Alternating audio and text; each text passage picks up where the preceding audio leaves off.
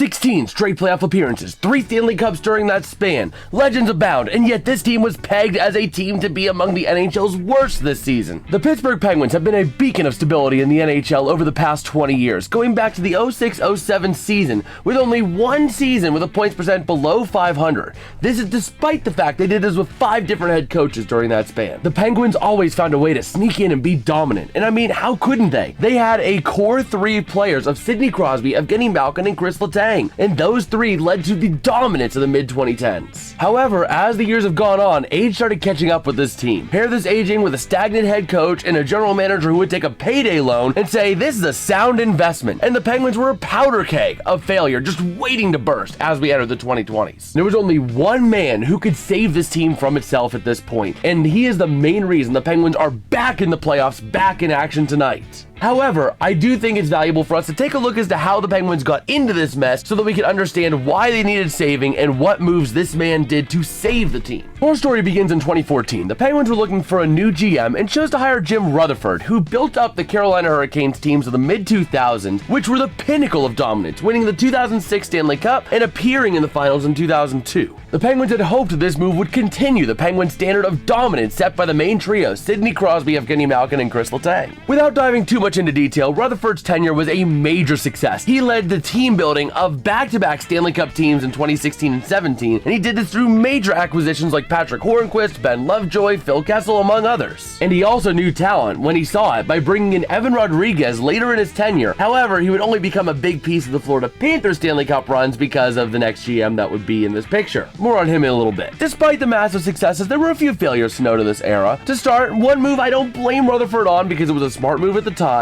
I would have done it too, but in hindsight, it is an awful move, not protecting Marc-Andre Fleury. So during this era, the Vegas Golden Knights were becoming an expansion franchise and the expansion draft was coming. And in response, the Penguins chose to protect Matt Murray instead of Marc-Andre Fleury for that expansion draft. At the time, it looked like a great move. I mean, Matt Murray was looking really good and Marc-Andre Fleury was starting to age. It was only a matter of time in theory before he would start to fall off. So the Penguins wanted to have Murray be the goalie of the future and give him a chance. Pair this with the fact that he was an excellent pair with Fleury during the cup runs and the Penguins were ready to put him in as the main goalie. This move, however, began to age like sour milk. Matt Murray is now a backup goalie with the eliminated Seattle Kraken, and Fleury finished his career strong and on his own terms, retiring with the Penguins in a preseason game back in September. A couple other of his rougher moves during this Rutherford era was trading out Philip Gustafsson and Ian Cole as part of a trade package to bring in Vince Dunn and Derek Brassard alongside a 2018 third-round pick. Unfortunately for Rutherford, Gustafsson is now leading the charge in Minnesota as the goalie heading into the playoffs, at least we presume, and he has been dominant, while Dunn and Brassard did next to nothing for the Penguins. The last poor move I'll talk about here for this Rutherford era was the Ryan Reeves trade. The Pens traded for him and gave up Oscar Sundqvist, who's been a strong player in the Blues rotation. Meanwhile, Reeves did next to nothing for the Penguins. While Rutherford overall had his failures, his tenure with Pittsburgh being 7 years long with the back-to-back cups meant that he would inevitably have some failures, and they weren't too bad given the context as to why the moves were made at the time. As stated earlier, a problem with this era was that Rutherford was a win now and go all in kind of guy, which would inevitably lead to these kind of slip-ups. But overall, this period of time for the Penguins from 2014 to 21 was a general period of flourishing for the Penguins as they made the playoffs every year and won back-to-back cups under Rutherford's leadership. However, all good things must come to an end, and Rutherford, his time with the Penguins came to an end when he resigned on January 7th, 2021 for personal reasons. This led to a brief GM search when the Penguins hired Ron Hextall. Hextall's previous GM experience with the Flyers from the 2014-15 season through the 2018-19 season before becoming an advisor to the Kings and then taking the Penguins role. And this is where it went all wrong. The best way to summarize this era of management is taking out a payday loan and saying it's a sound investment for your future. This investment in Hextall led to a debt trap for the Penguins and they were in contract hell alongside of the moves that he made. Let's start with the good. It's easy, we'll knock it out here. The first good move was the signing of forward Danton Heinen to a 1-year minimum contract, $1.1 million, in July of 2021. Heinen would begin his first stint with the Penguins with an explosive 2021 season,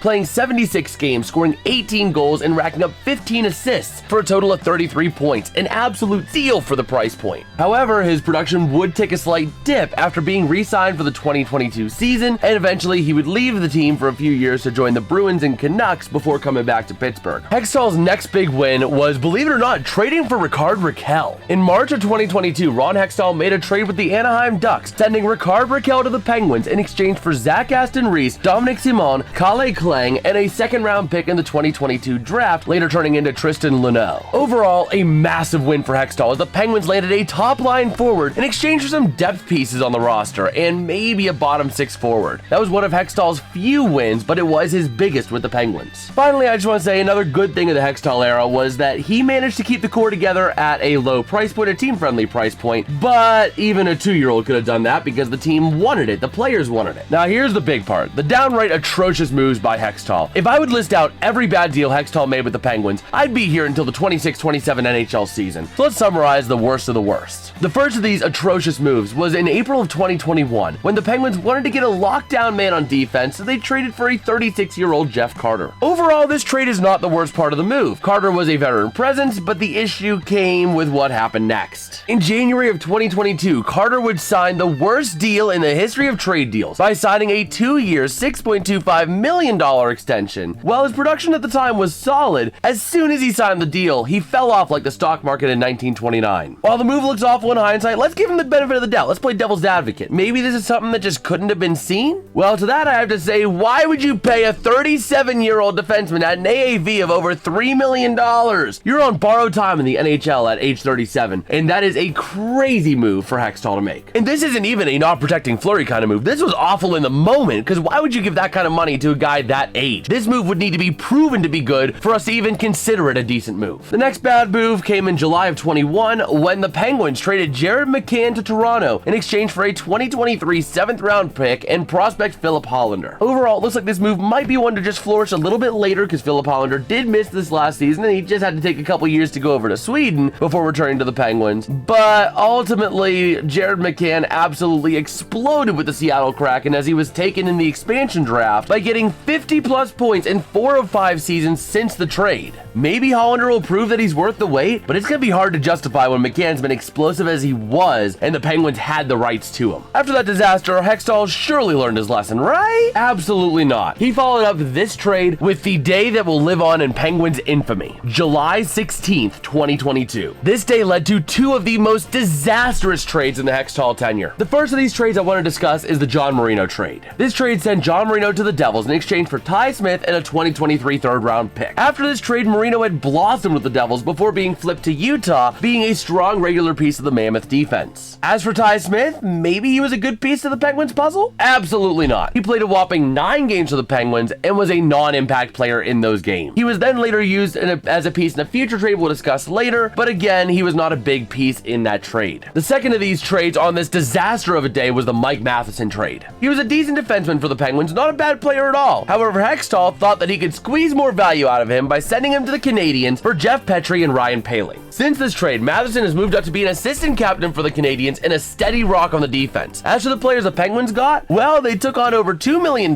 from the trade and the production was not good. The Penguins got Petrie, who did not perform well with the Penguins, and while his stat line wasn't hateful, he just wasn't producing. As for Poehling, he played 1 year for the Penguins, which was not productive, before leaving to sign with the Ducks and relatively flourishing there. And the trades only get worse from here. By far, the worst trade of the Hextall era when it comes to cap hit for value is the Mikael Granlund trade. This trade sent a 2023 second-round pick to Nashville, used later to get Kalen Lind, who's been between the WHL, AHL, and ECHL over the past few seasons, in exchange for Mikael Granlund and his $5 million cap hit, which would now be shifted to the Penguins. At the time, Granlund was 31 and had 36 points in 58 games for Nashville, but he collapsed with the Penguins, only recording 5 points in 21 games, and was later used in a big trade to clear up cap and build for the now and the future, but Hextall was not the one doing that trade. After the 22-23 season, Penguins leadership had enough of Hextall and his driving this proud franchise into the ground and promptly fired him in April of 2023, shortly after the Penguins missed the playoffs for the first time since 2006, snapping their 16-year playoff streak. One important thing to note as well for these GMs is that they all worked with the same head coach under Mike Sullivan. The only exception was the first year under Jim Rutherford, when Dan Bylsma was fired and Mike Johnson was brought in to replace him for the 2014-15 season. He survived the 14-15 season but was canned halfway through the 15-16 season and was replaced by Mike Sullivan, who went on to win 2 cups back-to-back, but eventually his success started fleeting with the team, but Sullivan will be here to stay for the start of the new Penguins GM. And the new GM would make diamonds out of a dumpster fire and receive mega praise for being able to fleece other teams around the league. And the man to save this Penguins franchise goes by the name of Kyle Dubas. No, that's Pittsburgh Mayor Corey O'Connor. I meant Kyle Dubas. There you go. So Dubas, prior to taking the Penguins job, was the GM of the Leafs, so this was a lateral move for him. Without going into too much detail, this video is already a bit longer than I expected, Dubas was able to build a dominant regular season team in Toronto and make the playoffs a contender year in and year out. However, this team just could not get it done in the playoffs, but they averaged 106 points per season under the leadership of Dubas. And was it the players, was it the coaching, or was it the general manager? We don't know the full picture, but we'll find out with the Penguins. So while we can look back at the Dubas era now and see how it's going amazingly, it didn't start out that way. On July 1st, 2023, Dubas made mayhaps his worst 2 moves of his tenure thus far, but again, they weren't awful. These moves were the Ryan Graves signing and the Tristan Jarry extensions. So as for Graves, he's not a bad player, certainly not, and I want to make that clear right from the jump. I like him as a good rotational player. The problem is, he's a rotational player,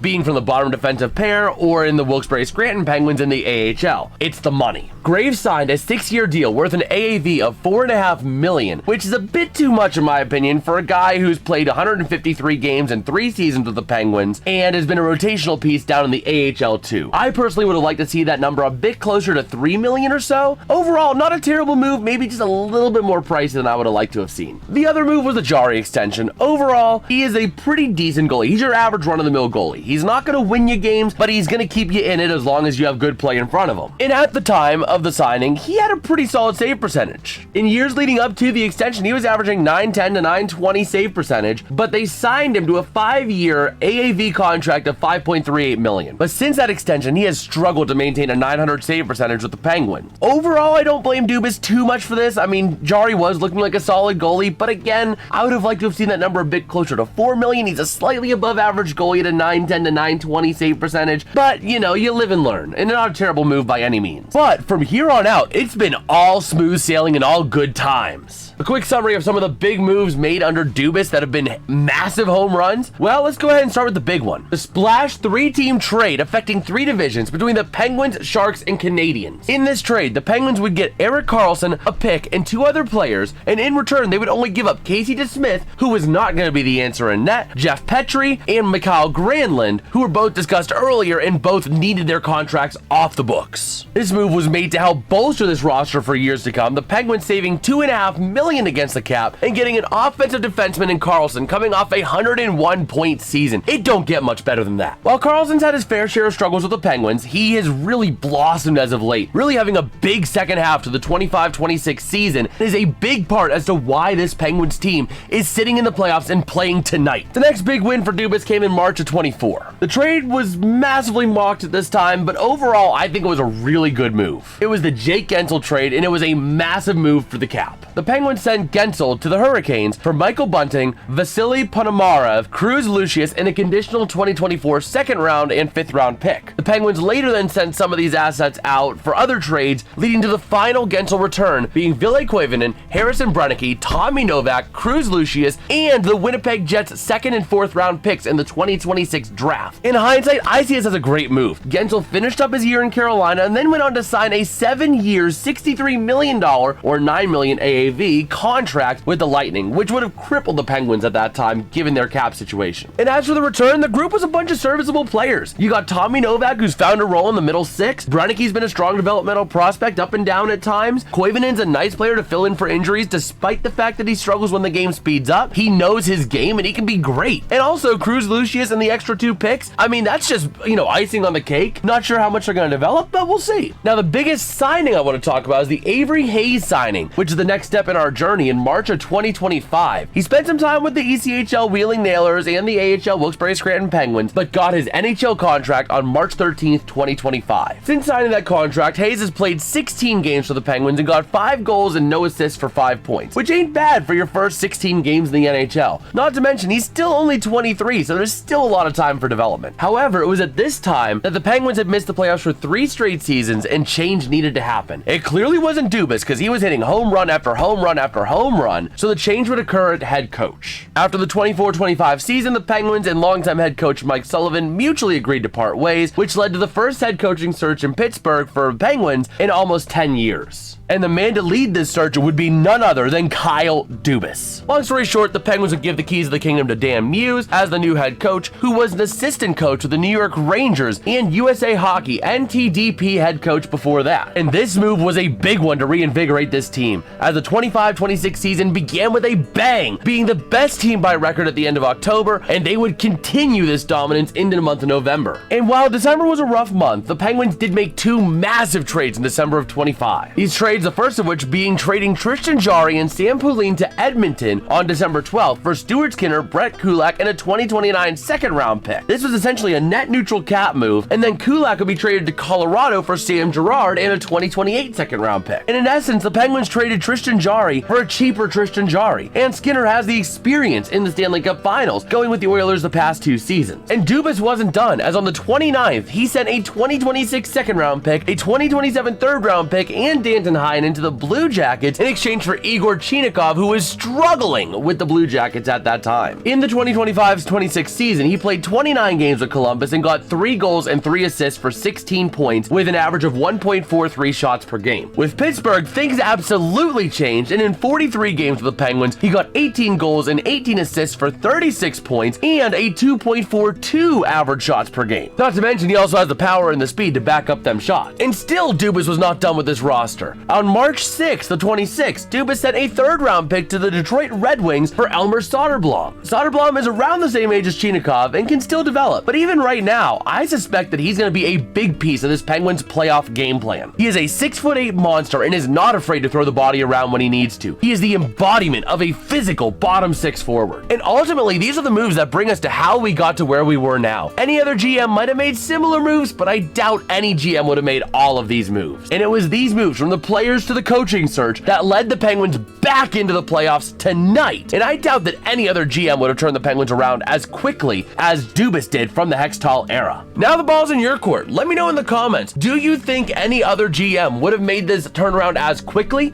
Also, let me know how far you think the Penguins go in the playoffs. Personally, I think that the Eastern Conference Finals is not out of the question. If they can beat the Flyers and they draw the Senators, which can beat the Hurricanes given their goaltending, I could see the Penguins beating Ottawa. Also, if you guys are watching this tonight, on the night this video is uploaded, join me and my dad as we will be live from the Penguins' first home playoff game. We have seats right behind the net, and it'll be a great way for you to experience the game, even if you can't make it out to Pittsburgh yourself. Also, I want to say, if you guys did enjoy the video, please drop a like, drop a sub. As of recording this, we are only 21 subscribers away from 1,000. This is something that I never thought would be possible, but you guys are incredible. Christ is being good. He's working with this channel, man. And let's just see if we can hit that by the end of the weekend, man. That would be kind of crazy. And with that, I will catch you guys next time. Peace out and have a good one.